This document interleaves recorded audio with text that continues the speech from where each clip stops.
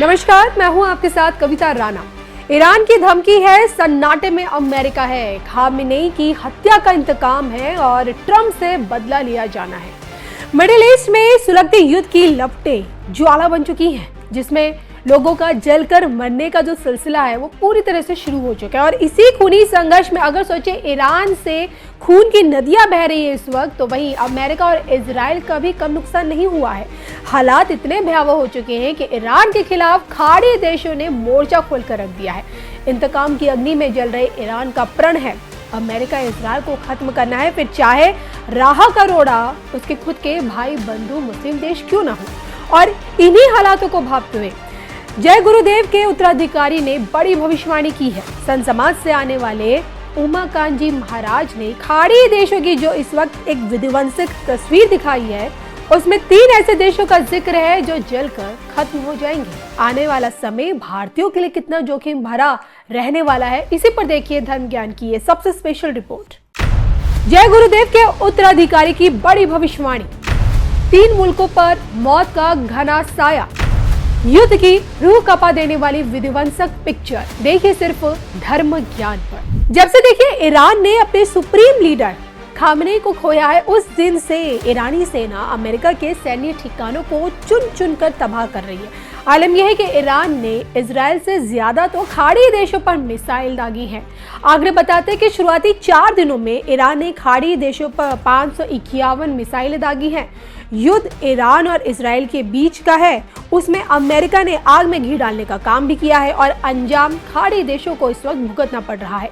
सोचिए, अभी के हालातों को देखते हुए सऊदी अरब साफ कह चुका है कि अब अगर ईरान अरब देशों पर हमला करता रहा तो इसका सबसे बड़ा नुकसान उसे खुद उठाना पड़ेगा। हालांकि देखिए, ईरान, इजराइल और अमेरिका के बीच मिसाइल और बम गिरने का जो सिलसिला है वो अब तक जारी है। युद्ध छिड़े 10 दिन पूरे हो चुके हैं और इन 10 दिनों से भी ज्यादा भयावह हालात अभी और भी देखने बाकी हैं, जिसकी भविष्यवाणी हाल फिलहाल में बाबा जय गुरुदेव के उत्तराधिकारी उमाकांत जी महाराज ने की है। जी हाँ, संत समाज से आने वाले उमाकांत जी महाराज बतौर कथावाचक लोगों को अध्यात्म से जोड़ने का कार्य करते हैं और हाल ही में तो उन्होंने अपने एक सत्संग कार्यक्रम में मिडिल ईस्ट में रह रहे भारतीयों को सचेत किया है। उनके लिए ये भविष्यवाणी भी की है, आने वाले समय में बड़ी आफत आएगी जिसमें सब कुछ तहस नहस हो जाएगा।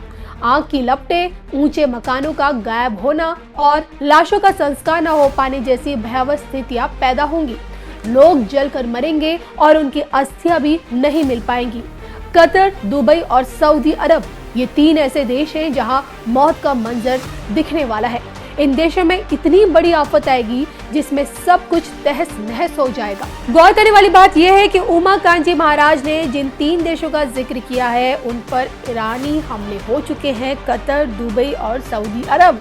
इन देशों में अमेरिकी सैन्य ठिकानों के बहाने ईरान ने मिसाइलें भी दागी हैं, बम भी गिराए हैं और भले ही देखिए ईरान के राष्ट्रपति मसूद इन हमलों के लिए खाड़ी देशों से माफी मांग रहे हो, लेकिन धमकी भी दे रहे हैं कि अगर उनकी जमीन का इस्तेमाल ईरान के खिलाफ हुआ तो हमले जारी रहेंगे। तो इन सबको देखकर यही कहा जा सकता है कि मिडिल ईस्ट में लगी यही आग इतनी जल्दी बुझने वाली नहीं है। तभी तो सोचे, उमाकांत जी महाराज जैसे साधु सन्यासी लोगों को जलकर मरने की भविष्यवाणी उनके लिए कर रहे हैं जो इस वक्त मिडिल ईस्ट में हैं, और जो कि उमाकांत जी महाराज लोगों के बीच में रहकर उन्हें इस युद्ध से आगाह कर रहे हैं और इसके लिए अखंड साधना शिविर लगाने की भी वो अपील कर रहे हैं।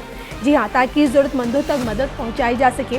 और उनके जो अनुयायी इस वक्त देखिए कतर में, दुबई में या फिर सऊदी अरब में फंसे हुए हैं या फिर वो वहाँ पे हैं, तो उन्हें वापस भारत आने की भी उनसे वो अपील कर रहे हैं ताकि सुरक्षित रह सके।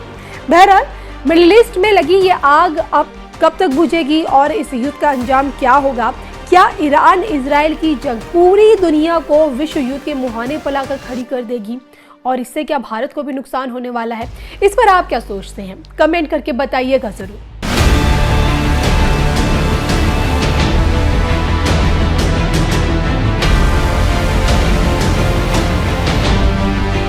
मिजाज की भी उसका भी एक शानदार उदाहरण है। आज का भारत पॉलिसी से लेकर प्रोडक्शन तक किस अप्रोच के साथ आगे बढ़ रहा है वो यहां दिखता है। आप याद करिए, जून 2023 इस फैसिलिटी के लिए एमओयू साइन हुआ। इसके बाद सितंबर 2023 साणंद में इस फैसिलिटी की ग्राउंड ब्रेकिंग हुई। फिर फरवरी 2024 यहां पायलट फैसिलिटी में मशीनें लगने लगी और आज फरवरी 2026 में इस फैसिलिटी में कमर्शियल प्रोडक्शन भी शुरू हो गया। साथियों, जो भी इस सेक्टर को देखते हैं, समझते हैं, वो इस स्पीड के मायने जान सकते हैं। दुनिया के विकसित देशों में भी एडवांस प्राइसिंग एग्रीमेंट जैसे टैक्स समझौतों को 3 से 5 साल लग जाते हैं। ये बहुत कॉम्प्लिकेटेड प्रोसेस होती है, लेकिन भारत ने कुछ ही महीनों में इसको क्लियर कर दिया। जब नीयत साफ हो, निष्ठा देश के तेज विकास के प्रति हो, तब नीति भी स्पष्ट बनती है और निर्णयों में भी गति आ ही जाती है।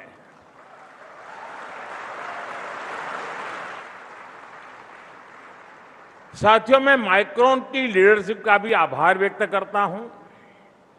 मेरे मित्र संजय को मैं जितनी बधाई दूं उतनी कम है। आज मुझे संजय ने चौंका दिया, क्योंकि संजय जब मिलते हैं तो बहुत कम बोलते हैं। आज भाषण सुनकर के मुझे एक और संजय का परिचय हो गया।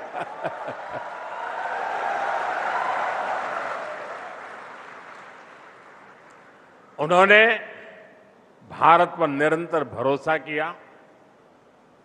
मैं भाई संजय जी की विशेष प्रशंसा करूंगा।